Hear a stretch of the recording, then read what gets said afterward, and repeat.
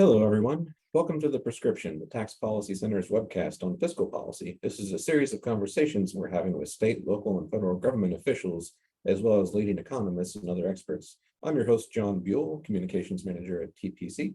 My guest today is John Schoenecker. He is the Government Regulations and Regulatory Strategy Director for the firm TaxBit, which handles tax compliance software solutions for the crypto industry. He leads the company's engagement with personnel on Capitol Hill and in the federal government's executive branch. Prior to joining TaxBit, he was counsel on the staffs of the Senate Judiciary, Senate Finance, and House Ways and Means Committee, and also was previously a trial attorney for the Department of Justice's Tax Division, where he litigated high-dollar, complex tax shelter cases on behalf of the United States, so that we know that he's familiar with tax. Really quickly, some housekeeping items. There is a Q&A box on your screen, which you can use to submit questions. This event's being recorded and it'll be posted online at TPC's website in the near future. We are using captioning, which you can adjust or turn off with the live transcript button at the bottom of the Zoom screen. And if you'd like to join us in the conversation on social media, please use the hashtag #LiveAtUrban. John Schoenecker, welcome to The Prescription. Thank you for having me, John. It's a pleasure to be here. Great. So we have a lot that we could cover, but the good news is we're focused on tax, so we don't have to deal with all the other controversies or policy discussions in the crypto world. But to get things started, I was thinking back, as you know, one of the first real pieces of guidance from the IRS on this came back in 2014, where people were trading cryptocurrencies, and the decision was made, given the potential capital gains and losses, that crypto should be treated as property. And really, there's not been a ton of communication from the IRS and Treasury since then, though discussions heated up in the last couple of years. But I'd be curious to get your perspective. Why do you think there was such a lag in getting policymakers to talk a little bit more about this issue specifically? I think this is kind of a very basic question of how much knowledge is there of digital assets and cryptocurrency among staffers, policymakers in Capitol Hill, members of Congress, and then when you do that, what to do about it. In hindsight, the IRS's first notice, the one you mentioned, 2014 notice, 2014-21, was actually quite ahead of its time, not to kind of pass judgment on the determination that crypto and cryptocurrencies, in that virtual currencies, were property, but that kind of set the stage, seems like a long time ago now, for everything we do. I think what's going on is that there's kind of a sense of people who are not way into this, that it's daunting. One comedian described crypto as everything that's confusing about technology and everything that's confusing about finance all wrapped into one. That's unfortunate because it's not that hard. Often what I do in engaging with policymakers and staffers is kind of step back and say, what is this? What is crypto? What are digital assets? And what is Web3? The way I said it is simple. I hearken back to when I was kind of in training at TaxBit, and they talked about Web3. We are Web3. Digital assets are Web3. And I kind of stuck up my hand and said, what's Web1 and Web2?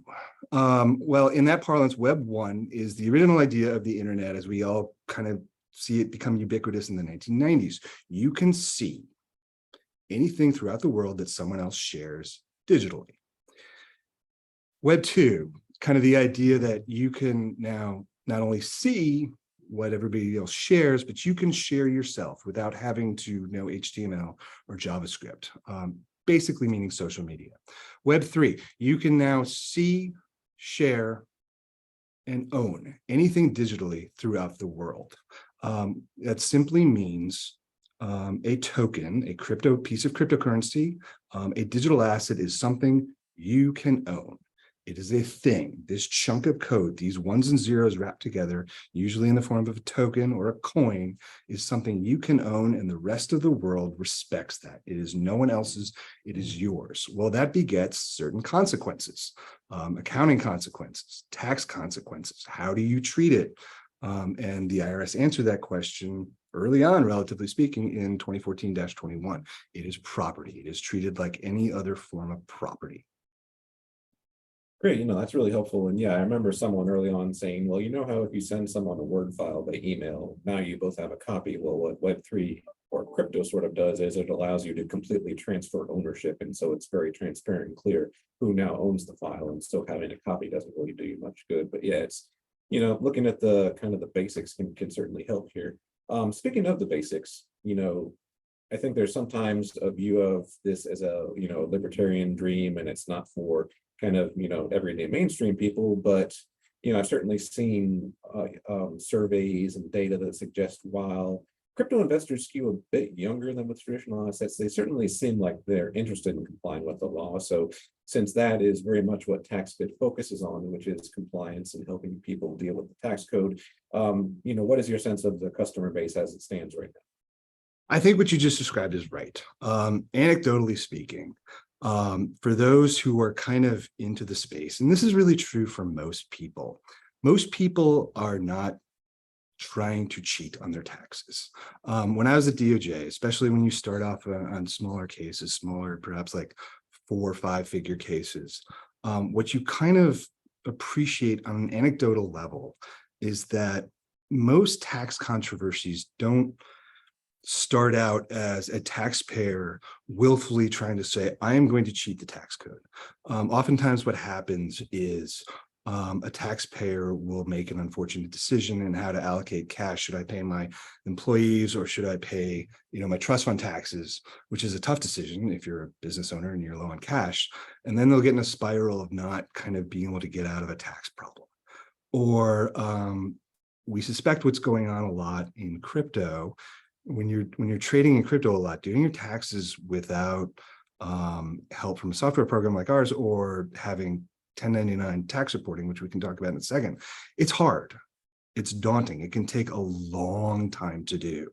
And we suspect what's going on is people trying to comply with their tax obligations, but at some point in the process, just kind of saying, I can't do this for like days on end. It's good enough. And that probably leads to a lot of like non-willful, in the general parlance of the word, non-compliance in the space. And so we kind of look forward to a world in which tax compliance is easier because of 1099 reporting, Form 1099 reporting, and that sort of thing. You did mention that the space kind of evolved out of perhaps an ideologically libertarian sense that like this is peer-to-peer. This is an asset going from one person to another person. And we don't need an intermediary. And that's definitely true. It's what's called permissionless. By the way the technology works, when an asset goes from one to another, there are what's called validators, miners, or depending on the protocol, stakers all throughout the world who look at the blockchain and say, yes, that transaction happened, which is what makes it a transaction that's respected by everybody else.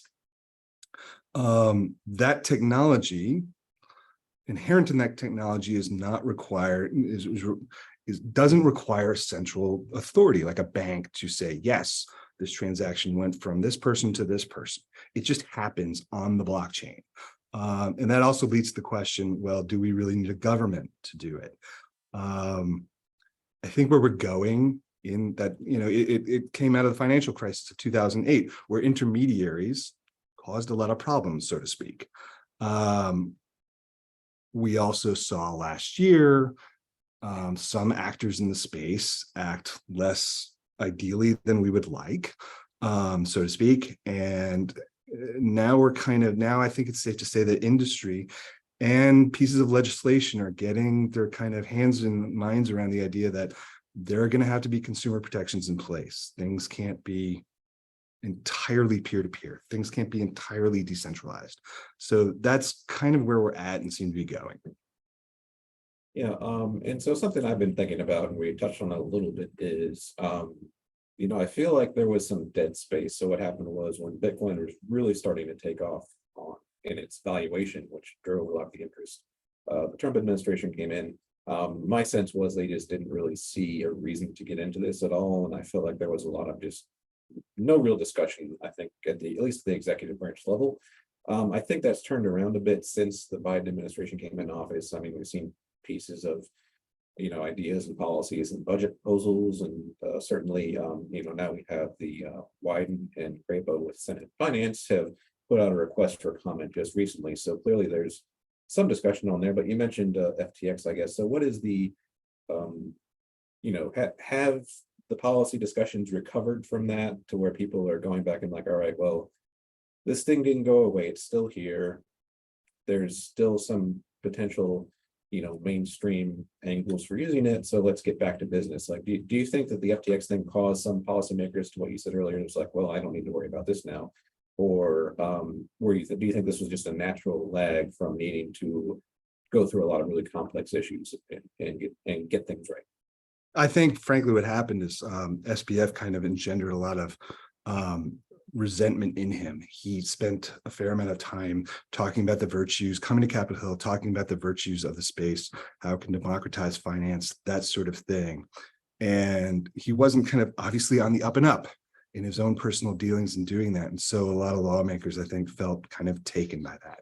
And anybody who's tried to engage Capitol Hill over the last kind of 6 or 7 or 8 months has kind of felt maybe people a little more reticent to talk to you because once bitten, twice shy, and that sort of thing. We think it's a tremendously positive step that both heads on both parties of the Senate Finance Committee staff put out in the last couple of weeks, basically an RFI asking for industry's input on how to treat for tax purposes certain aspects of the industry.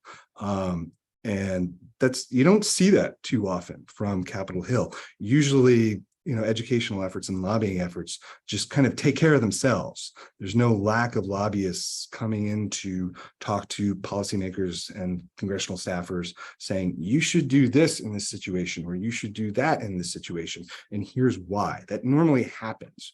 One of the things that, the digital asset space is kind of trying to probably kind of get up to speed on is just getting in that routine. Normally going to Capitol Hill and say, here's what this is, here's how it works, and we think you should do it for this reason, or we think you should do that for that reason. As an example of that, what's becoming kind of a classic example, around this time 2 years ago, the Senate had taken up the Infrastructure Investment and Jobs Act, the infrastructure bill, which had as its single biggest razor tax reporting, 1099 reporting, explicitly applying it to crypto brokers.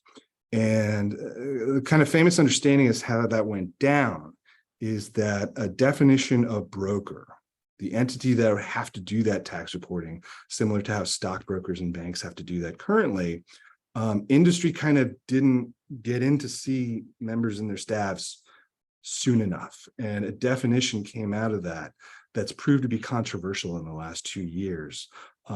Members tried to fix it after it was literally too late, after amendment process for that bill had worked its way through the Senate. And the only time left to do so was under unanimous consent, which is normally hard to get in that sort of situation. So they didn't get it. So we now have a legislative definition of broker, the entity that has to do tax reporting as soon as Treasury puts out regulations for that. And there's still some ambiguity as to who a broker is. There's still some controversy as to who a broker is. And in hindsight, I think everybody in the industry thinks we should have gone in to see them sooner, just to give them our perspective on what a broker is. The fact that Senate Finance staffers, Senators Wyden and Crapo, put out a request for 9 different issues within tax and crypto is a tremendously positive development, because they're literally saying, we want to know how to legislate in this space the best. Please tell us how to do this the best. Please come in and see us. And some people do, but they're saying we need more of this. We want to legislate. As a former staffer, I can tell you, no matter what party you're in, you will have your ideological dispositions one way or another, but everybody shares an interest in making the best policy. No one wants to make a policy that's bad for industry when it should be better. And what they're literally saying is, please educate us. And so I think it would behoove industry to do exactly that, go down that list of things that Senators Wyden and Crapo put out, say, okay, here's our input on that. And they're asking for input by September 8th. And I hope they get a lot of good comments on it. Yeah, and you touched on, the broker regulations. So I think when tax people first really started taking notice recently of crypto, it was, then Commissioner Reddick of the IRS mentioned that he thought crypto was contributing significantly to the tax gap. May or may not have been a bit premature, but I could certainly see what he was concerned about. And you mentioned like the traditional brokers stock, with stocks and that sort of thing is that, so for the tax community, what we're used to is intermediaries, like you mentioned, traditionally give the IRS information on our financial trades that have some kind of potential tax liability. And at the end of the year, when we go to file our taxes, they already have that information. We reconcile it with what we have, and we file our returns. Crypto does not really have that safety blanket right now, right? So there has not been some kind of 1099 reporting structure so that, like, let's say I'm using Coinbase, and Coinbase, it has been trying to do some voluntary compliance in this area, but it would be obviously much more helpful for me as a taxpayer if Coinbase sent in something the same way a bank or brokerage does. But to your point, we have to actually define, who the brokers actually are. And some of them it's obvious, but in some of the cases it's not. And the IRS actually needs to get the infrastructure up to be able to take these informational returns, use them. But let's just get back to basics. I mean, so like you were saying, as a taxpayer, if you don't have a 1099 and you're dealing with, you know, assets where you could be making these micro transactions without realizing it that have capital gains tax implications, how difficult is it right now to comply with the tax code when there isn't a 1099 present to give someone a pretty basic starting point? That is kind of at the core of what we think about. And I'm glad you raised it because there is this sense to the extent that staffers on Capitol Hill think about 1099 reporting, the first thing that might pop into your head is IRS enforcement. I don't see it that way, and I don't think of it that way. I see it as really a consumer protection mechanism. As we talked about, most people aren't trying to cheat. Most people may not really enjoy sitting down in February or March or April and putting together their 1040, but they want to get it right. And then they want to move on with their lives. And they don't want to hear from the IRS on that, hopefully ever. About 14, 15 months ago, former Commissioner Reddick was testifying to Senate Appropriations. And he was asked about what are you doing in this space?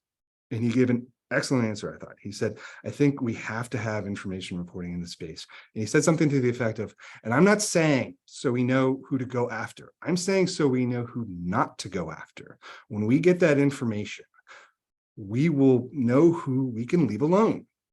There will be, essentially what it's saying is we won't have false positives on people reporting their information from gains on cryptocurrency trades, and we can leave them alone. One of the things I kind of say is, right now, the way it works, unless you pay for a software vendor to kind of do it for you, if you have, say you have 1,000 Bitcoin transactions in a year, which does happen, and then you realize, oh, wow, that's a lot of time on a spreadsheet that I have to kind of spend at tax time figuring that out. That could take hours and hours and hours and hours. And please let it be right when I'm done, because the last thing I want is to get a notice from the IRS saying, please validate this for us a couple months later. That would be the worst. And that's what Commissioner Reagan was talking about.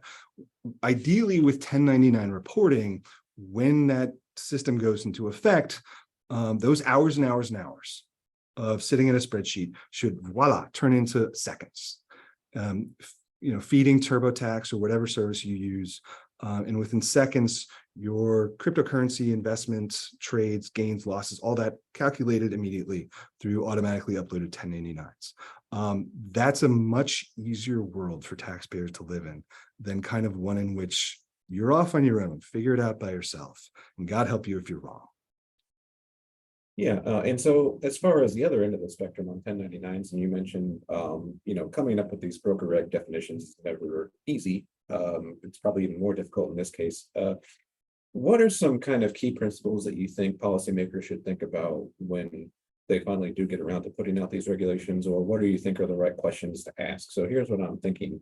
I've been around tax for a while, and I know sometimes, and it's often justified, but tax practitioners and also tax administrators come at things with a kind of a paranoid perspective. So to give an example, Coinbase is very clearly a centralized exchange. I know that they have customer data and they can probably, if they don't already get, social security numbers, all that stuff. So could they do a 1099 reporting regime? Sure. What I imagine people at Treasury are concerned about is, well, what about the exchanges or the platforms that don't operate like Coinbase, but sort of do the same thing? What happens if we make regulations that do Coinbase, but then there's these other, we can talk, spend hours talking about DeFi, but these decentralized platforms where Right. you do a lot of the same trading, but the onus is on the consumer to handle it. And the platform's kind of like hands off, hey, I'm not doing anything here. I feel like that's one of the tensions that Treasury sees, is that they don't want to push activity into this less covered area, or make it seem like that's a way to kind of avoid taxes. Is that your view, or do you think it's just very strictly a matter of defining who a broker is? This is that complicated. That is in that you're touching what you're asking there is basically what are the degrees of decentralization, which is the heart of the matter in determining both this issue, who should do broker reporting, who is a broker, and other issues like who should follow outside of the tax space, like know your customer procedures for anti-money laundering purposes and that sort of thing. That is an overriding question in this space that lawmakers and policymakers are going to have to get their heads around. Members of the ecosystem are going to have to go in and talk about this is decentralized, this is not decentralized, that sort of thing. There are, and I'll get back to that issue in a second, but there are, in terms of like under current law, 6045, the definition of broker, arguably applies to 4 different types of potential brokers. You touched on number 1, centralized exchanges on which you can have an account and you can, trade fiat currency for crypto. 2, decentralized finance, which does a lot of the same things minus swapping in and out cash for crypto. Number 3, manufacturers of cold wallets, which is basically the hardware where you can hold what's called your private key. You can hold your own crypto without having someone else custodian it.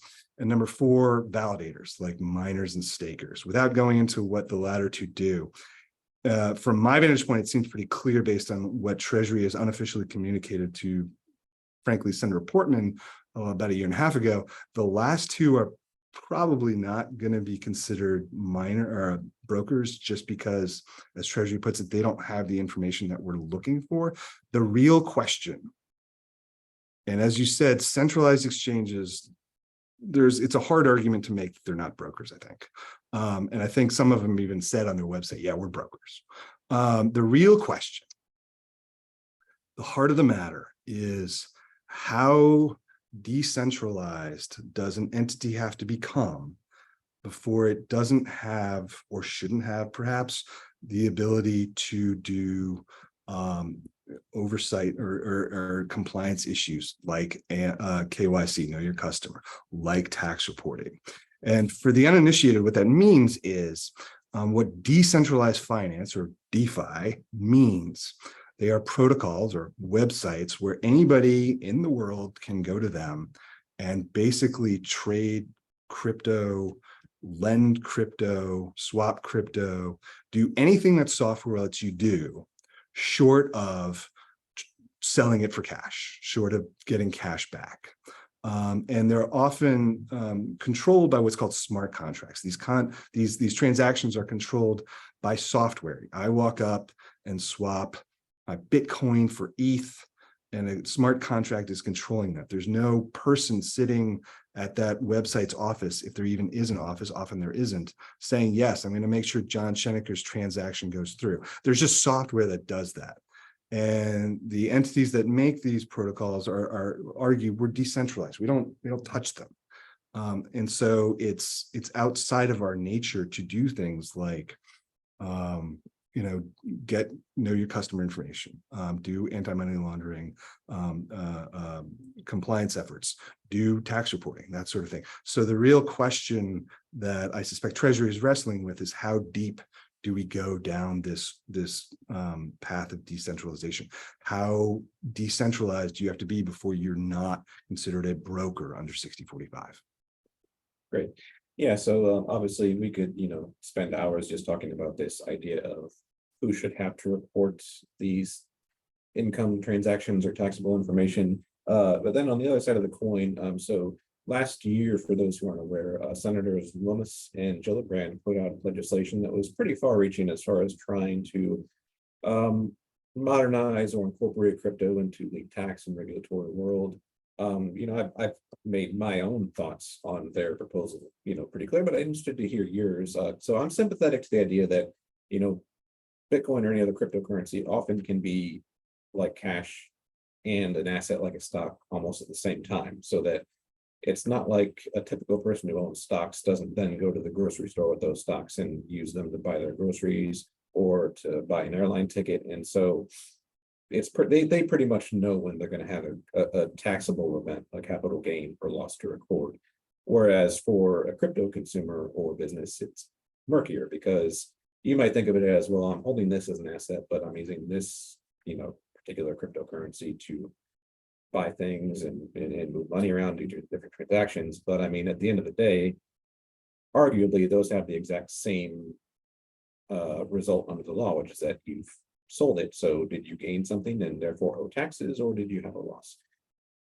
It's hard to parse that. Now, I think at the end of the day, income is income. If you do something and you get something of value for it, it's pretty straightforward. But admittedly, though, this technology is, it doesn't quite equate anything that we've really seen before. So, what are the things that lawmakers should think about tax-wise as far as defining when it should be income that you think are important to think through? Well, what you just brought up is Section 801 of Senators Lummis and Gillibrand's Responsible Financial Innovation Act, which they put out for the first time last year and for the second time a couple of weeks ago. And that issue, should digital assets be allowed to be used to make retail purchases? Should they be allowed to be a medium of exchange in certain situations without kind of putting the burden of figuring out a tax on that transaction, as if you were selling a stock and then using the proceeds to buy your groceries? And so I applaud them for kind of trying to get their heads around that. And it's also one of the questions that the Senate Finance Committee asked, which is basically under Section 988, subsection E, which involves foreign currencies, should there be an exception for there's currently an exception for $200 if you accidentally make a gain because you got pounds when you went to the United Kingdom and then traded it back when you came back. If you accidentally made a gain without trying to get one, don't worry about it. Don't worry about that tax. Should that kind of exception apply to small retail transactions with crypto? I don't take a position on that, but that's the sort of thing that stakeholders should right now go in and talk to staffers and say, here's what you need to think about in doing this. Here's what's going to happen if you do this. Here's what's going to happen if you don't do this. Here's one way you might think of doing it differently that will, stave off the harm that this other person is telling you about. That's what they want to know. And that is, if digital assets are going to become a real medium of exchange, this is a critical question that has to be addressed. And so I applaud them for taking that issue on. It's not an easy one, and it's going to require stakeholders to come in and help them do it. And since we're basically out of time, just real quick, what are your thoughts on, so something I've been thinking through, and it's something the Biden administration has talked about as far as how to get information from US-based customers who might use an exchange or platform based overseas. If a exchange is based in the US, then their responsibility to comply with the IRS and other law, I mean, then it's pretty clear. But you have exchanges that are overseas or can be based overseas. The customer might not even know they're based overseas, that don't have to follow the same laws and regulations. And so the Biden administration has tried to think of ways to use, treaties on information exchanges, FATCA, and some other tools. I guess, how big of a potential issue is this, and are there ways to deal with this very borderless environment where, I can pick an exchange in almost any other country without necessarily even meaning to? Yeah, that is a question that Senate Finance is also wrestling with. Basically, how does FATCA, the FBAR regime, and 630 at Cap D, how does that apply to crypto? And looking at that from a policy perspective, that's a big issue. Talking to people in industry, it's kind of, you kind of take a big breath before you think about how to answer that. And because of those issues, I would say those are Green Book proposals. It's something Treasury has wanted to do. The OECD late in 2022 put out a document called CARF, Crypto Asset Reporting Framework, which kind of gave member countries a blueprint for how to get the same sort of information that we're waiting for Treasury to put out under regulations. I would say, I guess I'd say baby steps. You have to, walk before you can run. And what we need first are regulations on how to do this domestically. See how that works, see where it works, see what can be improved on, get comments from industry, and then kind of get your head around what we can do in terms of sharing that information if they get to that internationally. Okay, great. Well, I wish we could talk longer, but I think it's good for everyone to know that, crypto is still here. And as long as it's here, we have some serious tax discussions to have. So thank you very much for providing us with some background. Appreciate it. Thank you, John. Nice talking to you. All right, thanks, everybody.